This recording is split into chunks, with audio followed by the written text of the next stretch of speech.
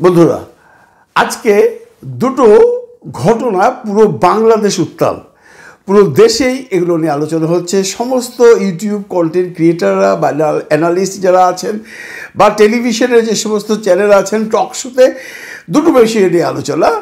একটি হলো হাসনাত আবদুল্লাহর সেই স্ট্যাটাস যে তাকে ক্যান্টনমেন্টে নিয়ে গিয়ে কে বা কাহারা মিটিং করেছে, ওনার সাথে কারা করেছে সেটা বলেননি, ওনার সাথে কারা ছিলেন সেটাও বলেননি। এটা নিয়ে বিস্তর আলোচনা হচ্ছে, বিস্তর জাল বুলানো হচ্ছে। আর দ্বিতীয়টি হলো আসিফ মাহমুদ সজীব ভুইয়ার সেই যে কি বলবো আগুন ঝরা একটা ইন্টারভিউ, কি করে প্রফেসর ডক্টর মোহাম্মদ ইউনূস আমাদের এই সরকারে এলেন। এই হাসনাত আবদুল্লাহ স্ট্যাটাস দিয়ে ভিডিও অনেকেই করেছে, আপনারা এতক্ষণে অনেক কিছু জেনেও ফেলেছেন। এবং আসিফ মাহমুদ সজীব ভুইয়ার যে ইন্টারভিউটা সেটা নিয়েও বিস্তর আলোচনা হয়ে গেছে। আমি শুধু একটি পয়েন্ট ধরে একটু কথা বলতে চাই। আমার এই ডক্টর প্রফেসর মোহাম্মদ ইউনূস সাহেব যে এসছেন এই সরকারে, এই গল্পটা শুনে আমার গায়ের লোম দাঁড়িয়ে গিয়েছিল। বন্ধুরা দেখুন, আপনি যিনি দেখছেন এই মুহূর্তে এই অনুষ্ঠানটি, ওনাকে যদি সরকার থেকে ডাকা হয় ওনার যোগ্যতা অনুযায়ী যে তুমি আসো, তুমি যদি সেই রকম পলিটিক্যালি আপনি কেউ ডেভেলপড কোনো মানুষ হয়ে থাকেন তাহলে আপনাকে উপদেষ্টায় নেবেন। আপনি কিন্তু সরাসরি বলবেন আমি এক্ষুনি আসছি, সেটা রাত 12টা হোক, 2টা হোক, 5টা হোক, আপনি চলে যাবেন। বা আপনি মনে করেন যে কোনো একজন সরকারি কর্মকর্তা আছেন, আপনাকে বলা হচ্ছে তুমি আসো, তোমার প্রমোশন দেওয়া হচ্ছে সরকার থেকে বা সরকার তোমাকে এটা দেবে, আপনিও চলে যাবেন, সবাই চলে যাবে। কিন্তু প্রফেসর ডক্টর মোহাম্মদ ইউনূসকে যখন বলা হলো যে আপনাকে আমরা প্রধান উপদেষ্টা হিসেবে বাংলাদেশে ইন্টারিম গভর্নমেন্টের চিফ বানাতে চাই, উনি কিন্তু রাজি হননি। কেন রাজি হবেন বলেন? উনি তো পলিটিশিয়ান নন। উনি কিন্তু তার প্রচুর প্রচুর ইন্টারভিউ বারবার বলে গেছেন যে আমি ভাই কোনো পলিটিশিয়ান নই, আমি অনেক কিছুই বুঝি না। উনি এখনও স্বীকার করছেন। সে নুরুল কবির স্যারের কাছে স্বীকার করেছেন, বিবিসিতে স্বীকার করেছেন। উনি এত সাদামাটা একজন মানুষ, উনি কোনো কিছু রাগ ঢাক নিয়ে কথা বলেন না, উনি ক্যামোফ্লেক্সিং করেন না, উনি মিথ্যে কথা হয়তো বা বলেন না। আমি ওনাকে খুব কাছ থেকে দেখেছিলাম সেই নোবেল যখন উনি পেয়েছিলেন 2006 সালে, খুব সম্ভব অসলোতে উনি এসেছিলেন। আপনারা জানেন কিনা জানি না, নোবেল প্রাইজটা কিন্তু দেওয়া হয়, ম্যাক্সিমাম প্রাইজগুলো দেওয়া হয় সুইডেন থেকে, এবং এটা সুইডেনের একটা প্রাইজ। কিন্তু যে কোনো একটা রাজনীতির জন্য হোক বা যে কোনো কারণেই হোক, নোবেলের শান্তি পুরস্কারটা দেওয়া হয় অসলো থেকে। উনি যখন এসেছিলেন তখন গিয়েছিলাম, দেখেছিলাম।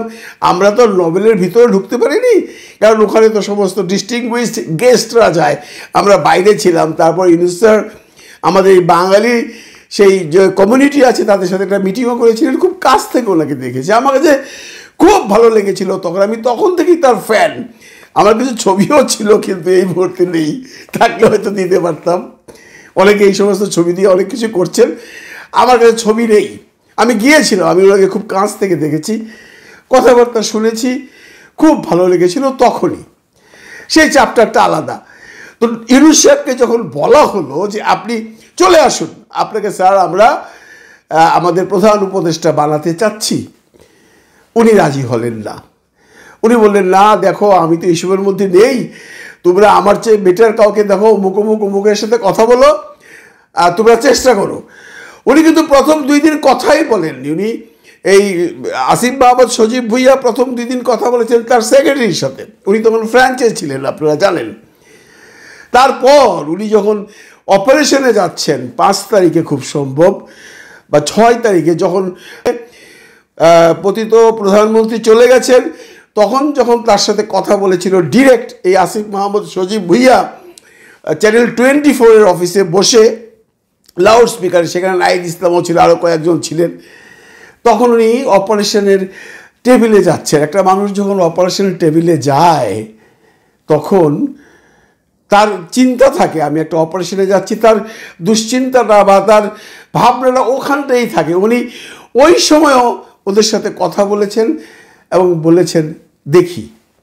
শেষ পর্যন্ত উনি এসছেন। উনি আসতে চাননি কেন? আমি আপনি হলে তো চলে যেতাম।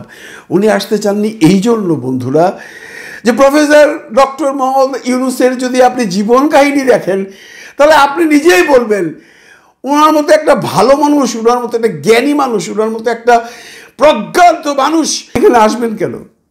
ওনাকে আনা হয়েছে। দেখুন, এই প্রফেসর ইউনূসের জীবনটা যদি একটু ছোট্ট করে বলি, যারা জানেন, যারা জানেন না তাদের জন্য বলছি। উনি 15 বছর বয়সে স্কাউটিংয়ের জাম্বরিং করতে উনি কানাডা গিয়েছিলেন, মন্ট্রিলে সেটা হয়েছিল। ওই 15 বছর বয়সেই স্টুডেন্ট থাকা অবস্থায় উনি কিন্তু ইউরোপ এবং এশিয়ার অনেকগুলো দেশ ঘুরে ফেলেছেন। অতঃপর তার সেই বর্ণাঢ্য জীবন, লেখাপড়া করেছেন চট্টগ্রামে, তারপর সে পড়াশোনা করতে গেছেন ইংল্যান্ডে, চট্টগ্রামে কিছুদিন লেকচারার হিসেবে কাজ করেছেন একটা ইউনিভার্সিটিতে, আবার ব্যাক করেছেন, আবার চলে গেছেন।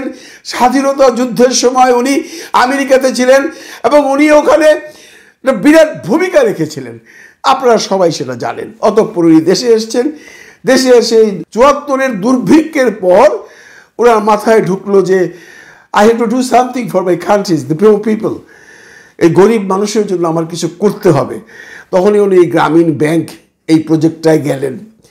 যেই গ্রামীণ ব্যাংকের প্রজেক্ট করে উনি সারা বিশ্বে এমনভাবে পরিচিত হলেন যে শেষ পর্যন্ত এই গ্রামীণ ব্যাংকের জন্যই কিন্তু নোবেল প্রাইজটা পেয়েছিলেন। প্রফেসর ডক্টর মোহাম্মদ ইউনূস, আপনারা অনেকে হয়তো জানেন যে একটি বিদেশের ইউনিভার্সিটিতে যদি একটি লেকচার দেন উনি বাংলাদেশি টাকা 1 থেকে 1.5 কোটি টাকা আর্ন করেন।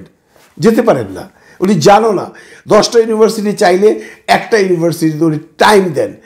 ওনার বর্ণাঢ্য জীবনে উনি এমন একজন মানুষ যে পৃথিবীতে 7 জন মানুষের মধ্যে, সারা বিশ্বে কতগুলো দেশ আছে আপনারা জানেন, কতগুলো মানুষ আছে আপনারা জানেন, এই বিশ্ব ব্রহ্মাণ্ডে যত মানুষ আছে এর মধ্যে 7 জন মানুষ আছে যে 3টি পুরস্কার পেয়েছিল। Number 1 Nobel, number 2 American presidential award, number 3 Congressional gold medal. এই 3টি পুরস্কার বিশ্বের 7 জন মানুষ পেয়েছিলেন। এই 7 জনের মধ্যে আছেন মার্টিন লুথার কিং, এই 7 জনের মধ্যে আছেন ম্যাডাম তুসো, এই 7 জনের মধ্যে আছেন আমাদের এই প্রফেসর ডক্টর মোহাম্মদ ইউনূস।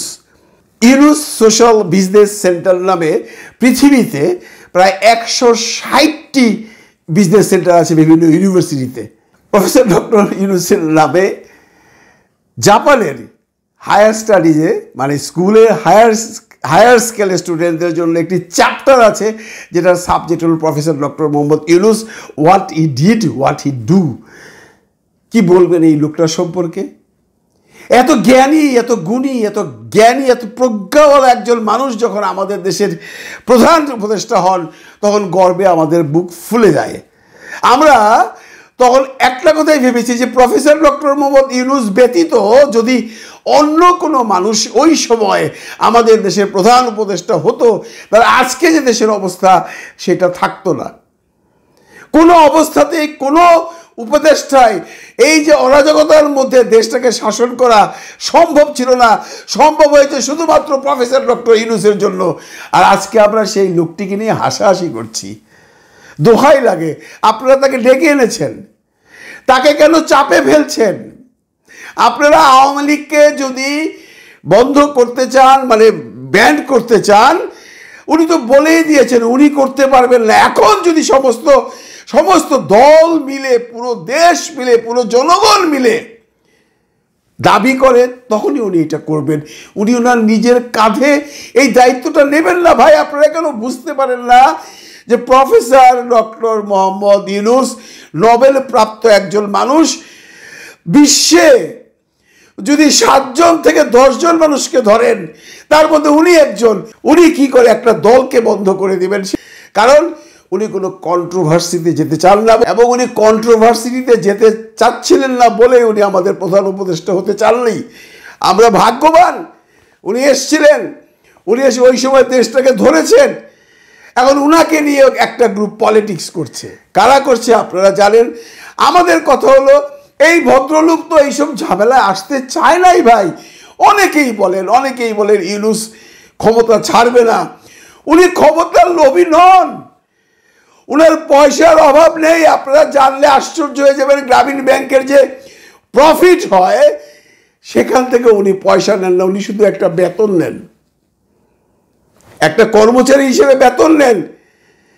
এই মানুষটার সম্পর্কে যখন মানুষ অথর্ব বলে, এই মানুষটাকে যখন মানুষ একজন অকর্মণ্য মানুষ বলে, তখন আমার নিজের দুঃখ লাগে, বা আপনারও দুঃখ লাগার কথা যে কোন মানুষটাকে নিয়ে কোন মানুষটা আলোচনা করছে, যে মানুষটা আলোচনা বা সমালোচনা করছে উনি কি প্রফেসর ডক্টর মোহাম্মদ ইউনূসের নখের যোগ্য? না, ওনার হাতে একটা মাইক্রোফোন আছে এরকম, ওনার হাতে একটা ক্যামেরা আছে এমন, যা ইচ্ছা তাই বলে যাচ্ছে। আমার শুধু একটাই কথা বন্ধুরা, প্রফেসর ডক্টর মোহাম্মদ ইউনূস এই ঝামেলায় আসতে চাইছিলেন না। দেশের ক্রান্তিকালে উনি আমাদেরকে বাঁচিয়েছেন, আমাদের পাশে এসে দাঁড়িয়েছেন। উনি যতদিন আছেন এবং যতদিন থাকবেন সম্মান নিয়ে থাকুক, এবং আমরা যেন কেউ তাকে অসম্মান না করি। আমরা যদি তাকে অসম্মান করি তাহলে পুরো বাঙালি জাতির অসম্মানই হবে। সারা পৃথিবীর মানুষ হাসবে, নোবেল নিয়ে হাসবে, এবং প্রফেসর ইউনূসের যে সুনামটা আছে সারা বিশ্বে, সেটা নিয়ে সারা পৃথিবী হাসাহাসি করবে। উনি এমন একজন মানুষ যাকে নিয়ে কথা বলতে হলে আমার বা আপনার সেই যোগ্যতা থাকতে হবে। কিন্তু আজকাল আমরা যে কেউ যে কোনোভাবেই হোক প্রফেসর ইউনূসের বদনাম করে যাচ্ছি। আমি ছাত্রদেরকে বলবো, আপনারা আন্দোলন করছেন করুন। যদি সমস্ত পলিটিক্যাল লিডাররা চায়, পলিটিক্যাল পার্টিজরা চায়, বা যদি আইনের কোনো ফাঁক ফোকর না থাকে, প্রফেসর ইউনূস সব কিছুই করবে দেশের স্বার্থের জন্য। ওনার উপরে কোনো কিছু চাপিয়ে দেবেন না, ওনাকে এমন করে বদনাম করে এখান থেকে ফেলবেন না যাতে সারা বিশ্ব এক সময় প্রফেসর ইউনূসকে নিয়ে হাসাহাসি করে, বা সারা বিশ্ব যেন বলে নোবেল যেই প্রফেসর ইউনূস কি করে এই কাজটা করলো। উনি ওনার কাঁধে সেই দায়িত্ব নেবেন না, নিতে পারেন না। ওনার একটা সম্মান আছে ভাই। আপনারা যারা আওয়ামী লীগকে ব্যান করতে চান, সবাই মিলে, সমস্ত রাজনৈতিক দলগুলো মিলে ওনার কাছে যান। উনি যখন দেখবেন যে সমস্ত বাঙালি জাতি এটা চাচ্ছে, তখন উনিও পিছপা হবেন না। তখন উনার কাঁধে কোনো দায়িত্ব থাকবে না, তখন দায়িত্ব থাকবে আমাদের 18 কোটি জনতার কাঁধে। যখন উনি এখান থেকে চলে যাবেন, তখন উনি সসম্মানে বিদায় নিয়ে চলে যাবেন। আমরা এটাই চাই যে সম্মান দিয়ে তাকে এখানে এনেছেন, তাকে বিদায় করবার সময় যেন সেই সম্মানটাই থাকে। অনেকেই বলেন, আমরা কমেন্টসে গিয়ে দেখি আমরা প্রফেসর ডক্টর মোহাম্মদ ইউনূসকে 5 বছর চাই, 10 বছর চাই। কারণ উনি যে সমস্ত কর্মকাণ্ড করে যাচ্ছেন, বাংলাদেশের প্রতিটি মানুষই তার প্রতি সন্তুষ্ট। যদি সে কোনো দলের ডাইরেক্ট কোনো অনুসারী না হয়ে থাকে, সাধারণ মানুষ সবাই চায় ইউনূস অনেকদিন থাকুক। কিন্তু প্রফেসর ডক্টর মোহাম্মদ ইউনূস ক্ষমতার জন্য আসেনি। ক্ষমতার জন্য আসলে ওনাকে যেদিন প্রথম দিন বলা হয়েছিল, সেই দিন উনি লাফ দিয়ে ফ্রান্স থেকে চলে আসতেন। উনি আসেননি, উনি ক্ষমতার লোভী নন। অনেকেই বলেন, আমরা বহুদিন যাবৎ শুনে আসছি, অনেক নেতারা বলে গেছেন প্রফেসর ইউনূস ক্ষমতা লোভী, প্রফেসর ইউনূস বাংলাদেশের প্রধানমন্ত্রী হতে চায়, প্রফেসর ইউনূস বাংলাদেশের প্রেসিডেন্ট হতে চায়। আমরা বিশ্বাস করি না, বিশ্বাস করতাম না। এবং এই আসিফ মাহমুদ সজীব ভুইয়ার আজকের ইন্টারভিউয়ের পর আরও বিশ্বাস করলাম না। কারণ যদি এমনটি হতো তাহলে উনি ফ্রান্স থেকেই বলতো, তোমরা করো যেভাবে পারো, হাসিনাকে নামাও, আমি আসছি। কারণ যখন সজীব যোগাযোগ করছিল স্যারের সাথে, তখন পর্যন্ত কিন্তু হাসিনার পতন হয়নি।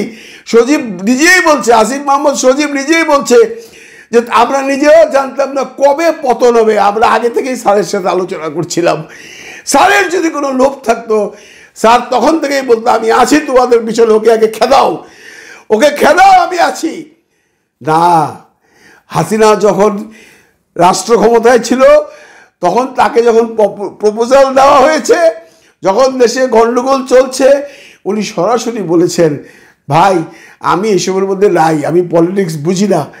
সেই মানুষটাকে আমরা যদি আজকে অসম্মান করে এখান থেকে তাড়িয়ে দেই, এখান থেকে নামিয়ে দেই, এখান থেকে ভাগিয়ে দেই, সারা বিশ্ব হাসবে, সারা বিশ্ব কাঁদবে। সমস্ত দায় দায়িত্ব পড়বে আমাদের এই 18 কোটি বাঙালির উপর। এই ব্যাপারটা সবাই মাথায় রাখবেন। প্লিজ স্যারকে কোনো অসম্মান করবেন না। আপনারা আপনাদের রাজনীতি করে যান। স্যারকে একটা দায়িত্ব দিয়েছেন, স্যার দেশের জনগণ যা চায় উনি তাই করবেন। আপনারা যেভাবে বলেন, উনি কারো কথা শুনবেন না, উনি অত্যন্ত জেদি মানুষ, কিন্তু উনি যেটা ভাবেন সেটা করেন। কাজে উনাকে ডিস্টার্ব না করে আপনারা যদি সমস্ত দল একাট্টা হয়ে করতে পারেন আওয়ামী লীগকে ব্যান্ড করে দিন, স্যার বারণ করবে না, কিন্তু স্যারকে এই নর্দমায় টেনে নোংরা করবেন না। ভালো থাকবেন সবাই, ভালো রাখবেন সবাইকে। খোদা হাফিজ।